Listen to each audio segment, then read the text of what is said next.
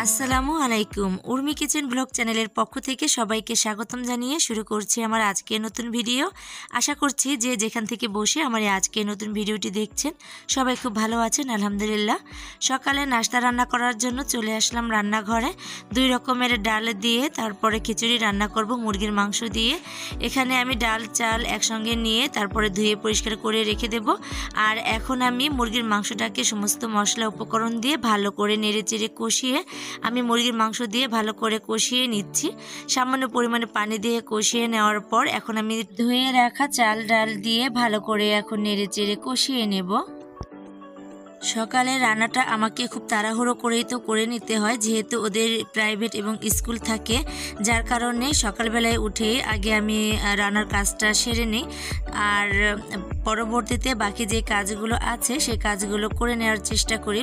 কখনো কখনো আবার বাকি কাজগুলো করে নেওয়ার পরে রান্না করতে আসি, আবার কখনো আগেই রান্না করতে আসি তারপরে বাকি অন্য কাজগুলো করে নিই। এখন আমি চাল ডাল এবং মুরগির মাংস দিয়ে ভালো করে নেড়েচেড়ে কষিয়ে নেওয়ার পর পরিমাণ মতো পানি দিয়ে তারপরে খিচুড়িটা রান্না করে নেব।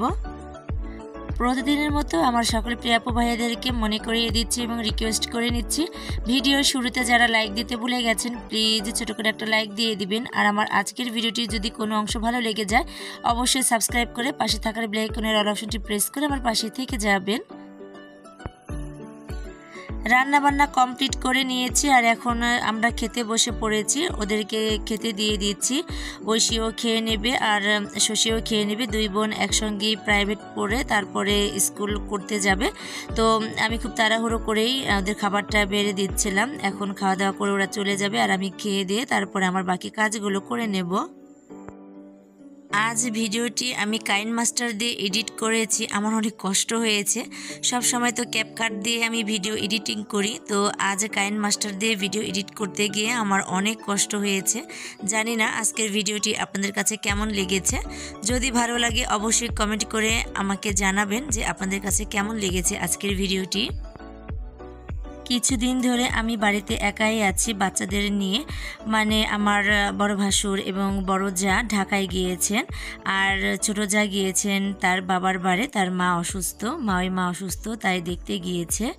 আর বড় ভাবি ডাক্তার দেখাতে গিয়েছে আর আমাদের রাজীবের ওয়াইফ সাথীর বাবু হবে, তো যার কারণে ভাবি একবারে বাবু হওয়ার পরে ওদেরকে নিয়ে বাড়িতে আসবে। তো এখন বর্তমানে আমি একাই আছি, 2 জা নেই। তো খুব খারাপ লাগছে, সারা বাড়িতে আমি একাই আছি। যদিও আমিনুল মমিনুল শ্রাবণী ঐশী সুশী আছে, তারপরেও কেন জানি বাড়িটা ফাঁকা ফাঁকা মনে হয়, কারণ ওরা দুজন নেই, যার কারণে আমার কাছে অনেকটাই একা একা মনে হচ্ছে আর অনেক খারাপ লাগছে, সেটা ভাষায় প্রকাশ করতে পারবো না। সবাই যে আবার কবে আসবে বাড়িতে জানি না। তো যাই হোক, অনেক কাজ সেরে নিয়েছি, সেগুলো আর আপনাদের মাঝে শেয়ার করলাম না।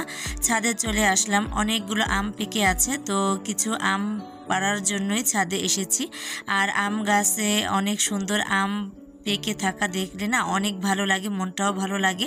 আর নিজের গাছের আম গাছ থেকে পাকা আম তুলে নিতে কিন্তু ভীষণ ভালো লাগে, আমার কাছে তো অনেক ভালো লাগে। এই যে আমি কিন্তু পাকা আম তুলে নিয়েছি, অনেক কষ্ট হয়েছে এই আমগুলো ধরতে, যেহেতু অনেক উঁচুতে আছে।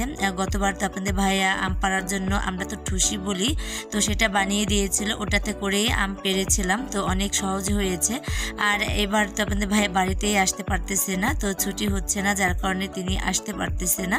তো যদি আসে তাহলে হয়তো বা কোনো একটা ব্যবস্থা করে দেবে আম পাড়ার জন্য।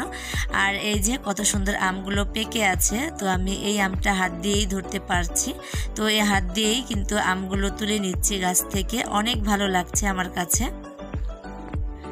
এবছরে একা একাই আম খেতে হচ্ছে, কারণ গত বছরে সবাই এসেছিল আর সবাই মিলে একসঙ্গে আমরা কিন্তু ছাদে বসে আম খেয়েছি। রূপসানা ছিল, সজীব ছিল, অনেক আড্ডা দিয়েছি, অনেক দুষ্টুমি করেছি আর ছাদে বসে অনেক আম খেয়েছিলাম আমরা আর অনেক আনন্দ করেছি। এবছরে কিন্তু কাউকেই খুঁজে পাচ্ছি না আম খাওয়ার জন্য, তো আর কি করব, একা একাই আম খেতে হবে।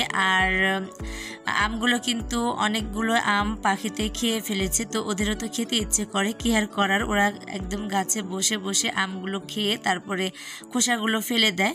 তো যেগুলো আমি হাত দিয়ে ধরতে পারছি তো সেগুলোই আমি তুলে নিচ্ছি, আর অনেক আম পাকা যেগুলো উপরে আছে আমি ধরতে পারছি না সেগুলো আর আমি তুলতে পারিনি। তো এখানে আমি অনেকগুলো আম তুলে নিয়েছি যেগুলো আমি ধরতে পেরেছি।